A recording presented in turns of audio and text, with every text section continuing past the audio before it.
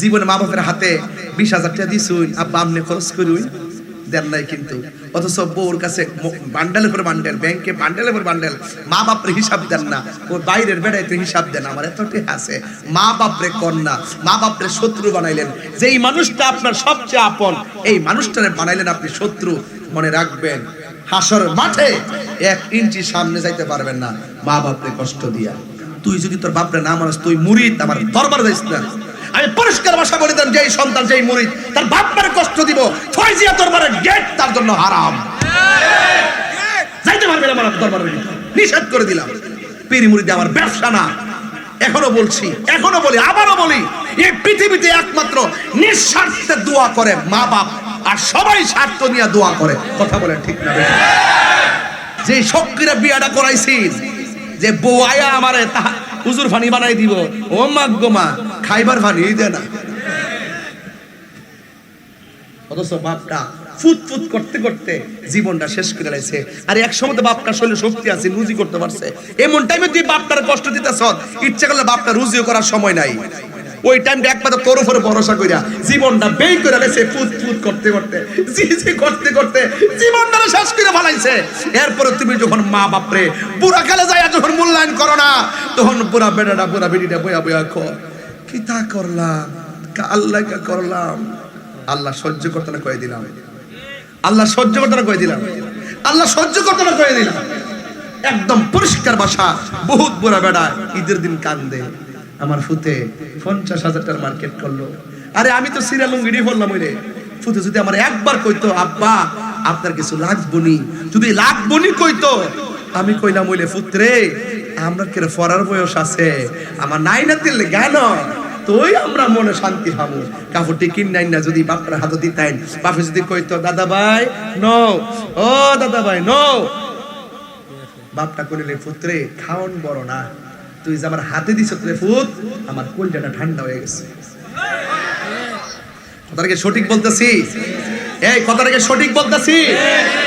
একটা কথা মিথ্যা বলতেছি না। আমি কিন্তু পিছাব মানুষ, আমি কিন্তু ঘুরে ঘুরে সব বুঝি, কোন মুরিদ কার সাথে বাপ মারে মানো কি মানো না।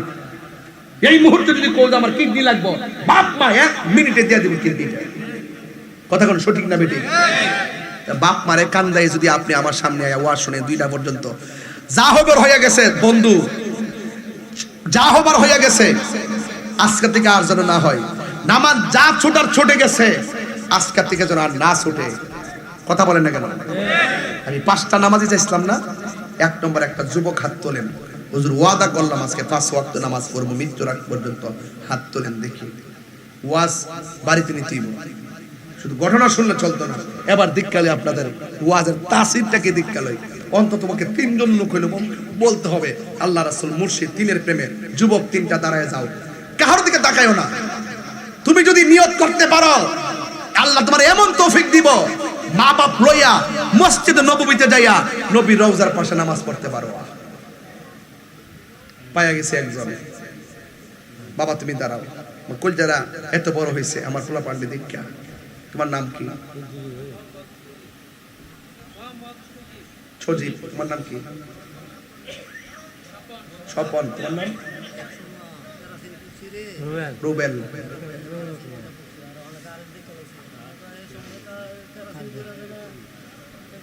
নামটা কি? ফাহিম। আরেকজনকে? আল্লাহ।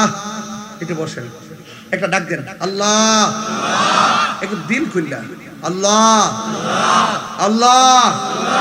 আমাদেরকে নামাজি বানায় দাও, মা বাবার পাগল বানায় দাও, হারাম থেকে বাঁচবার তৌফিক দিয়ে দাও। এই 5টা ছেলে তার মায়ের সঙ্গে বুঝে নাই, বাপের সঙ্গে বুঝে নাই, ডাইরেক্ট হাত তুইলা ফেলাইছে। এরা তার মার পেট আজকে ধন্য, তার মার পেট আজকে ধন্য।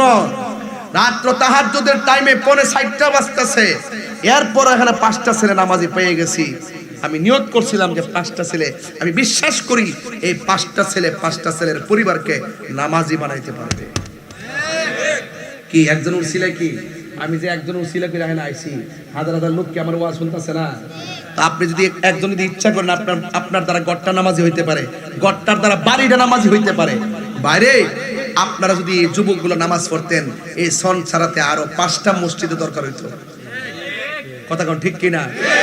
কিয়ামতের আলামত শুরু হয়ে গেছে গা। মসজিদ সুন্দরের প্রতিযোগিতা চলে, মুসল্লির সংখ্যা কমে যাবে। কিয়ামতের আলামত, মুসল্লি তো ফজরের টাইমে তো মুয়াজ্জিন ইমাম ছাড়া পাওয়াই যায় না। কথা কোন ঠিক না বেঠিক? আল্লাহর ওয়াস্তে 5 ওয়াক্ত নামাজ পড়বেন ইনশাআল্লাহ। কোন আরো বড় করে বলেন ইনশাআল্লাহ। নামাজ চাই কি চাই না? মা বাবার খেদমত চাই কি চাই না? কারা কারা চান ঘুম ভেঙ্গে 2 হাত তুলে দেখান ইনশাআল্লাহ।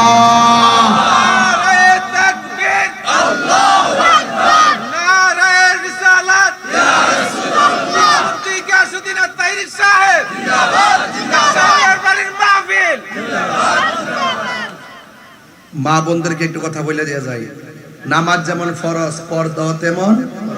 কথা কোন না? নামাজ যেমন ফরজ পর্দাও। ফরজের জন্য জবাব দিতে আছে না নাই?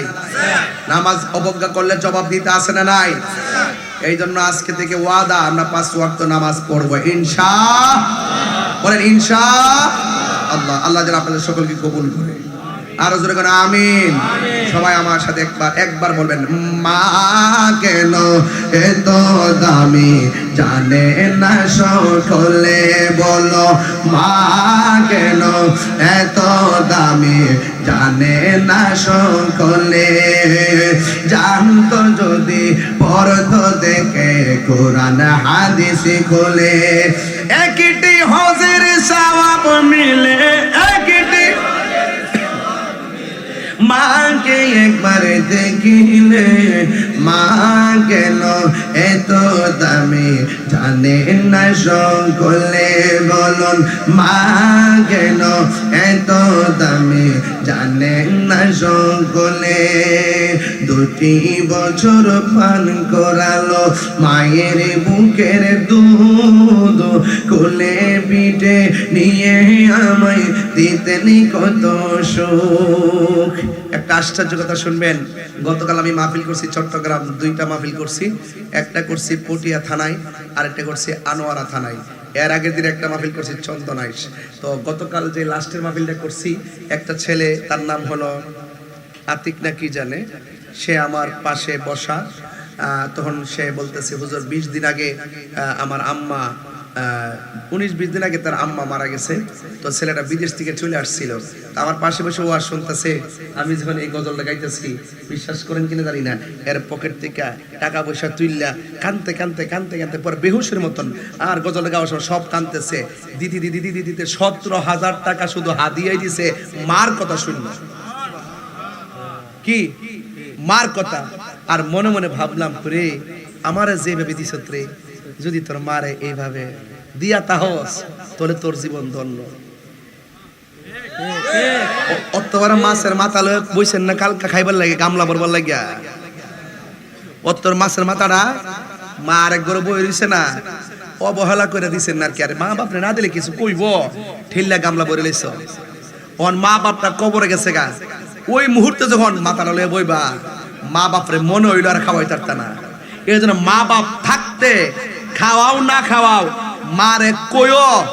মা কয়, পুত্রে টেহা দিলে আমি শান্তি না, আমারে শুধু পয়সা দিলে শান্তি না, এতগুলো কাপড়ের গাঁটটি দিলে শান্তি না। মা বাপ কয়, পুত্রে আমারে একবার মোহব্বতে মা কইয়া ডাক দিস, আব্বা কইয়া ডাক দিস, আমার কলিজাটা বইলা যায়। কথা কোন ঠিক কিনা কও? এটার নাম মা বাপ। মা বাপ এত হিসাব চাইতো না।